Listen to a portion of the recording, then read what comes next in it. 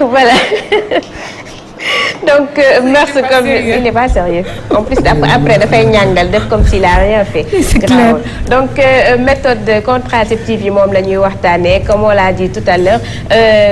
ça fait 2 semaines maintenant nga xamante ne commencé woon nañu ko tey muy def li nga xamante ni moo di continuité bi Khayri. ma bàyyi la nga expliquer ñu pàcc bi nga xamante ne moom nga koy traité tey. waaw Khady comme niñ ko baaxoo di ko defee rek alxames bu jot tubaarkàlla ñi nga xam ni wax dëgg yàlla rubrique bi daf leen a ñor mooy rubrique mœurs nga xam ne dañ koy laajte di ko topp ñu ñaan nag ñu continuer vraiment kii bi nga xam ne moom lañ doon def comme ni ñu ko waxee léegi rek continuité la parce que commencé woon nañ ko jeudi bale passé mais tey nag dañoo dem ci côté diine bi gisoon benn oustaz wax ak moom ginnaaw bu ñu demee woon hôpital ba fekk gis ña fa nekk muy madame Thiam ñu wax ak moom méthode contraceptive fi nga xam ne dañu gis ni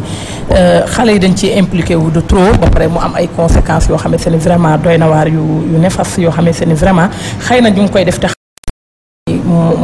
mooy kii yooyu le ba tax na ñu demoon fa mu am lu ñu wax waaye bi ñu jógee foofu tamit yamuñu fa dañoo demaat seetiwaat beneen imam muy imam Fall moom tamit vraiment seqoon ak moom ay waxtaan ci côté boobu lan lañ suñu diine may parce que bu fekkente ne bi ay jullit lañ nekk ci réew boo xamee set ni muy jullit muy chrétien sax xëy na peut-être kii bi moo ñu ko mayo rek mais bëggoon nañoo dem aussi seeti ñi nga xamee set ñooy ñoom tamit ci côté chrétien bi lan lañ ci mën a wax ci loolu wante rek yam nañ daal ci imam bi en tout cas mu am loo xamante ni indil nañ ko ci muy nekk lu am solo daal loo xamante ni vraiment xam naa ni bu fekkente ni élément bi kii na rek mën nañ ci dem pour mu gën a leer voilà. D'accord. wàllu planification familiale boo xoolee ñaari volet la benn bi ci wàllu limitation des naissances la benn bi ci wàllu espacement des naissances bu dee ci wàllu espacement des naissances da ngay gis ni bu fekkee en fait le rapprochement des grossesses nekkul luy impacté ci santé yaay ji wala santé doom ji boobaa moom rapport soxlawul sax ñu def espacement parce que boo gisee nit ki bu fekkee jigéen jaa ngi jur di am doom te du ko wàññi dara ci naissance am yi boobaa moom nañu bàyyi noonu dëgg yàlla day impacté ci santé yaay ji boobaa espacement mën nañ ko def mën na jël ay méthode tam def espacement de naissance te espacement boobu sax boo xoolee ba ci biir islam sax da ko jàngale jàngale ci lan ci bi mu nee aaya bi yàlla ne wal walidaatu yurdi'na awlaadahunna hawlayni kaamilayni mu ni waajur yi dañuy nampal seen doom bu fekkee dañu nampal seen doom ñaari at yu mat sëkk boobu aaya boobu day jàngale foofu ci suuf li nga xam ne mooy wàllu espacement n'est-ce pas ba tax na kon espacement boobu nañ ci bàyyi xel bu fekkee day impact ci santé yaay ji boobaa mën nañ ko def bu fekkee nag amul benn impact ci santé yaay ji boobaa nañu bàyyi noonu mooy li gën bu fekkee beneen nag wàllu limitation moom wax dëgg yàlla moom dafa nekk loo xam ne dafa araam kenn warul am sañ-sañu di bloquer ay dund yoo xam ne ñoo ngi waroon dund nga bloquer ko ba dund kooku dund ci kaw suuf boo gisee yàlla indi aaya bi naan wala taqtulu xashyata imlaaq gis nga bu leen rey seen doom yi ngir ragal dund ragal ay charge supplémentaire te boo gisee wàllu planification familiale ñu ci bëri ñi koy def tey rawat na limitation di limiter naissance li ci bëri benn dañuy daw ay charge wala de la wax crise économique wala xale yooyu bu ñu ñëwee tey nan la leen di yoree nan leen di dundale moo tax yàlla mu ne leen bu leen rey seen doom yooyu ndax seen dund ñun ñoo ko yor tam seen dund yéen ngeen rey leen daanaka loolu bàkkaar bu mag la ba tax na kon loolu limitation lu doy waar la ndax boo xoolee wàllu limitation des naissances objectif bu sëy lan la mooy am njaboot moo tax yàlla mu ne fal aana bashiruhunna wabtaru ma kataballahu lakum kon jigéen ñi na ngeen góor yi na ngeen ànd ak seen soxna yi te sakku ci ànd boobu ay njaboot kon objectif bu sëy mooy am njaboot kon tey jii bu ñu defee limitation des naissances tey ki nga xam ne daf ko def kooku d'abord am na ñaari mbir yoo xam ne mi ngi ci benn mi ngi jalgati tëralinu borom bi subhanahu wa taala ñaareel ba aussi mi ngi di dugg ci loo xam ne waru ca dugg lu yàlla yoonal nga bëgg dindi loola kon loolu lu doy waar la mais boo xoolee limitation nag am na foo xam ne nag islam dina ko fa accepté tey ndaw si bu fekkee tey médecin boo xam ne dem na médecin bu ragal yàlla digne de foi et de confiance dem na ba constaté ni kii bu continuer di jur bakkanam xaj na ci mu nekk lu avéré boobaa moom kooku daan ko permettre mu arrêté njuram bu ko defee tey dafa dem ba ma nga xam ne tey dafa mel ne tey ñu ci bëri dañuy laqatu tey ci ginnaaw méthode contraceptive yooyu tey di def naka sudul noonu te tey loolu moo fi am tey mooy gi li ko gën a yokk bokk na tey ci méthode yooyu parce que boo xoolee nit ñi ragalu na yàlla en fait li nu ragal mooy ragal gàcce ragal ëmb loolu la ñuy daw moo tax koo ci gis tey day laqatu ci ginnaaw méthode yooyu di def lu ko neex tey mooy yàlla gi njaaloo gi boo gisee mu tasaaroo fi tey méthode yee tax parce que tey nit a ngi jëfandikoo méthode yi def lu ko neex dara du ko ca fekk ba tax na kon méthode yooyu tey dañuy ñaan structure yooyu wax dëgg yàlla ñuy mëne ay enquêtes yu approfondi xam ne ñii est-ce que marié nañu am nañu certificat de mariage est-ce que am nañu ay seede ñu xam ne ndax ñoo ngi ci biir buumu waaye libéraliser que noonu tey mu nekk loo xam ne lu doy waar la yokk mooy yàlla gi loolu tey musiba la dañuy jigéen yoo xam ne tey réglam dafa déréglé wu ba moom dootul xamante fu mu toll dootul sax mënati natt fan la réglam tàmbale wala fan la yem parce que islam tam lépp loo gis mu tëral ko rek am na lu mu ko tëralee règle jigéen koo xam ne yaa ngi gis sa règle am na ñoo xam ne xam nañu seen aada xam nañu chaque mois damay gis le 1er ba le 5 mu arrêté bu ko defee nga sangu tàmbali julli xam nga sa règle nan la tëddee mais ki nga xam ne tey dem na ba xam ne dafay jël ay méthodes yoo xam ne tey yooyu moo dem tey ba impacté ci ni règle am waroon doxee cycle am dérégler cycle bi complètement ba nga xam ne moom tey xamatul fan la règle am tàmbalee heure bu ne mi ngi gis règle heure bu ne mi ngi gis règle kooku tey day dem ba moom dootul xamati nan lay calculer cycle am même jaamu yàlla am day sooxee ndax heure bu nekk mi ngi ci du set parce que tey da nekk ci jamono boo xam ne wax dëgg yàlla éducation religieuse de base dafa nekk lu tumranke ci réew mi loolu moom dañ ko wax dafa nekk lu tumranke ci réew mi parce que parent boo xam ne tey yow wóor la ni sa doom bi nekkul ci néegu sëy nga dem di ko wutal autorisation wala ànd ak moom muy def ay familial di jël ay méthode yoo xam ne mu wóor la ni kii day mooy yàlla kooku musiba la kooku d'abord yow yaa ngi ñaax sa doom yaa ngi koy xiirtal ci lu bon te waajur wi ci boppam tamit am na ci part de responsabilité bu mag a mag ndax mooy xiirtal doomam ci mooy yàlla doom ja tam am na ci part de responsabilité ñooñu bu ëllëgee yàlla na leen boole ñoom ñëpp duma leen caw leen tàbbal leen ci safar yàlla si yàlla musal boo gisee yàlla naan ku anfusakum wa ahlikum naaran yéen waajur yi na ngeen fegal seen bopp yéen ak seen njaboot na ngeen leen fegal safara. voilà xayri seetaan nañu élément bi mu mel ni que non seulement islam dafa dàkk méthode yi nga xamante ne moom la ñu jël mais surtout ci ndaw yi nga xamante ne moom oustaz bi jàpp na ni lii bokk na en tout cas ci leen di gën a incité ci ñuy mooy parce que dina la au moins nëbb ci gàcce bi. waaw Khady waaw vraiment comme imam ni ñu ko waxee rek ñu koy jaajëfalaat ak équipe bi nga xam ne moom laa àndaloon dem jëli woon ko waaw comme ni mu ko waxee rek ci l'islam bi nga xam ne daf ko dàq ndax bu fekkente ni yaa ngi def plan non seulement waxuma la sax li nga def nga xam ne moom dafa araam parce que déjà ndaw nga mais nag de manière ramassée que dafa wax rek planification familiale de manière générale xam nga loolu bu ñu ko waxee mooy espace peut-être naissance loolu mooy ki nga xam ne dafa nekk ci biir néegu sëyam di sëy mais ki nga xam ne moom sëyagul dañu wax waaw xale yu ndaw yi ñoom dañuy wax ni méthode contraceptive yi nga xam ne moom la ñuy jël pour éviter grossesse loolu dañoo làqatu ci méthode yooyu pour éviter ëmb donc ñooñu nag ragaluñu yàlla mais gàcce la ñu ragal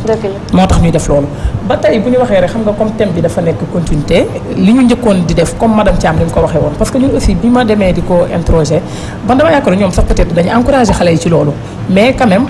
bu nga waxtaanee ak ñoom tamit xam nañ ni ñoom tamit ay mère de famille lañ ay jigéen lañ xam nañ ni ndaw yi fii nga xam ne fi lañ teg seen tànk du foofu ba tax na dinañ leen conseiller dinañ leen xamal aussi importance bi nga xam ne moom la virginité am ci biir néegu sëy parce que sëy dafa nekk loo xamante ni surtout famille bi nga xamante ne moom lañ nekk mooy famille daal fii ci Sénégal ak li ko wër yëpp nga xam ne nit ñi booy sëy doo sëy ak sa jëkkër kese da ngay sëy ndax njëkkee di sëy ndax goro yi di sëy ndax dëkkandoo yi te mu nekk loo xamante ni tey jii bu la yàlla dogalee nga dem ci sa borom kër du ump kenn mu nekk histoire boo xamante ni kenn ku nekk war nga ko sàkkul sa bopp ndax way la donc ba tax na ñoom tamit nee nañ ñoom dinañ ci def seen devoir ni mu waree que boo ñëwee dinañ la laaj ndax lii nga xam ne moom ngay def pour lan nga di ko def ndax am nga jëkkër mais xam nga rek nit ñi moom tout le temps da ngay wut sa ay prétexte lii ak laa donc nee na dinañ la conseiller aussi mais bu ñu demee nag ba xam ne yow mii vraiment xam nga góor xam nga erreur de jeunesse aussi dafay am wala yu demee noonu donc bu fekkente ni mineur nga il faut ñu am autorisation parentale mais bu fekkente ne xëy na dem nga ba am yenn âge yi donc du ko jar mais daañu la ko defal je me souviens gis nañu même sa élément bi ngay indi woon que am na koo xamante ne yaayam la àndaloon pour mën ko def. voilà donc kooku moom jaratul sax conseiller je crois. ñu ngoog loolu ba tey Imam Fall xam nga ñëw na ci loolu noonu que responsabilité parents yi loolu bu yowmal xëyaamee tamit nañu xam ne foofu am nañ fa ay part de responsabilité parce que jël sa doom ni ko demal ci structure bi nga def planning wala ànd ak moom ba ci kii nga ne ko kat jàppale ma ci sama doom la defal ma ko loolu vraiment voilà loolu ci koo xamante ne amul jëkkër ci xale bu ndaw loolu dafa doy waar ba tey nga gis ni madame Thiam doon nañu rappeler ni âge bi 16 ans la commencé ba 16 ans dañuy ñëw foofu def si planning bi bi ñu wax mu ni moom de xaw na leen a arrangé quelque part parce que bu fekkonte ni peut-être ci côté bi nga xam ne moom la xale yi di ñëw di def si mooy infanticide bi nga xam ne moom da daan am mu ni toujours daf leen doon yàqal seen liggéey ba tax na ñoom benn côté sax baax na ci ki nga xam ne xëy na xam na góor ba pare moo gën muy rey di sànni donc mu def plan bi moom moo leen gën a arrangé ñoom mais nag quand même taxul ñu encouragé xale yi pour ñu dem defi pour ñu dem utiliser méthode yi quand même mais nee na fii da nga daan gis benn koñ boo xamante ne dafay am ku fa accouché sànni doom ji ci mbalit ñu jël ko xale boobu bu ñu ko jëlee dañuy dem ramasser koñ bi yépp ñu fa nekkoon donc xam nga loolu aussi c'est autre chose ñi waroon a jàngi ñi waroon a liggéey képp ku fay jeune fille rek lan lay jël yóbbu la defal la visite ndax yaa moom doom ji wala ou pas donc loolu aussi mu nekkoon loo xamante ni ñoom xëy na sage-femme yi daan nañ ko dund mu nekk ay jafe-jafe yoo xam ne xëy na peut-être seen côté liggéey mais loolu teewul bi ñu waxtaanee ñoom tamit xamal nañu daal ñoom encouragé wuñ xale yi benn yoon pour ñuy vraiment di dem di utiliser méthode yooyu pour éviter grossesse bi nga xam ne moo leen dal mais ba tey comme ni ko imam waxee rek xam nga dëkk bi dafa xaw a yàqu te góor ñi aussi ñu ngi profité ci jigéen ñi de façon boo xamante ne vraiment doy na waar lay wax donc amatuñ ci daal vraiment kersa wala dara loo xamante ni tey ji mën nañ koo mën a génne comme démb bu ñu comparé démb ak tey dafa nekk loo xam ne dafa doy waar mais dégg nga imam daal ni mu ko waxee que ni daal ay jullit lañ te dañoo war a téye suñu bopp ba yàlla may ñu borom kër donc am na loo xamante ni nag mën nañ ko jàppe punition mais dafa am loo xamante ni moo nekk li nga xam ne dafa gën mooy jigéen daal xat yi dafa war a yar boppam yar boppam ci lan ci am loo xamante ni moom lay taamu xam ko yam ca dafa neex mais gis nga jigéen boo xamante ne xam nga bu nekk tàmm nga bu nekk boo duggee sa biir néegu sëy sax di nga dem ba mooy waral am ñoo xam ne dañuy am jëkkër am far te yii yëpp boo xoolee tey méthode yi pour nu moytu ko tey mooy lenn mooy dugg ci néegu sëy dugg ci néegu sëy jaamu ca yàlla toog yem ca kala yàlla booleel même sax boo duggee ci néegu sëy tamit na nga yem am fidélité yem ca kala yàlla booleel parce que amuloo droit tam dugg ci néegu sëy ba noppi di mooy yàlla gis nga njaaloo dafa nekk bàkkaar bu doy waar bàkkaar boo xam ne gravité bi ci nekk sax gis yàlla ni mu ne bu leen ko sax jegee ndax musiba la ñaawteef la abomination bu doy waar la ba tax na njaaloo dafa nekk lu doy waar ba tax na wax dëgg yàlla lu jullit war a moytandiku la ndax li ci nekk ci ay conséquences yu doy waar ba tax na kon nit ñi bis bu ne dañ leen di ñaax ci lu wàllu woowu vraiment nu dugg ci néegu sëy te yem ca waaw te yem ca parce que sëy yonent bi alayhi salaam gis nga ni mu ñaaxee les jeunes yaa ma'shara shabab man istata'a minkumul baa'ata mu ni yéen ndaw ñi képp koo xam yàlla may na la moyen boo jenc soxna na nga jenc ndax boo jencee na la mën a dimbale ci ñaar ci bàkkaaru bët xool lu xaraam ñaari dina la mën a dimbale ba nga mën a takk sa tubéy ba doo def naka su dul noonu kon nga gis ni kon objectif u sëy mooy nga sàmm sa bopp téye sa bopp am ca njaboot loolu tam vraiment ci la ñuy ñaax jeunes yi nu wattandiko tamit pomi libertinage sexuel bi bëri na caaxaan gi bëri na mooy yàlla gi bëri na te du ñu jural lu dul ay musiba jamono ni noonu foofu la toll waaye mbaax moom du ràpp mbaax du ràpp yonent bee ko wax ak àddina di jeex bu bëgg a bon nag kenn du la mën a dara xëy na loolu nga tànn waaye daal mbaax moom du fi jóg te du jeex ba keroog àddina di jeex xam nga léegi li waroon na nëbbu doon kumpa moom lañ génne mag ñi bu njëkk dañ daan woddoo sërub rabal woddoo sërub dënk woddoo sër woddoo beejo nan ma baal ci kàddu gi sol jupe sol jupette doogu sol njiit laay maanaam cër boobu dañ ko daan denc ak juróom-ñaari ndimo fonk ko ñu dem ba ci yàgg ñu dindi sëru rabal dem ba ci yàgg dindi sëru dënk dem ba ci yàgg dindi sër dem ba ci yàgg dindi beejo dem ba ci yàgg dindi jupon dindi jupette ñu ni leen sol ba ca biir sax am na ñoo xam ne dindi nañ ko loolu nañu waxante dëgg rek loolu moo xew ci jamono lu mbir mu doy waar te gis nga loolu yàlla da nun góor ñi ñu noppalu yéen jigéen ñi nga noppalu mun leen muur leen lépp rek yéen ba xar kanam bi kese di feeñ ak seen i tenq boo leen ko defee rek di ngeen am jàmm góor ñi am jàmm waaye nag muur nañ ko kenn amatul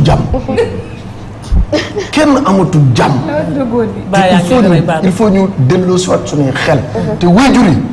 am nañ part de responsabilité bu rëy xale dañ ko daan yar ci jom gis nga soo amee jom da ngay am looy jomb gis nga nit boo amee lu muy jomb day am lu muy rus gis nga nit boo amee lu muy rus day am kersa gis nga nit boo amee kersa day am ay teggin gis nga ni boo amee ay teggin day am ab yar gis nga boo amee yar da ngay am jikko ju rafet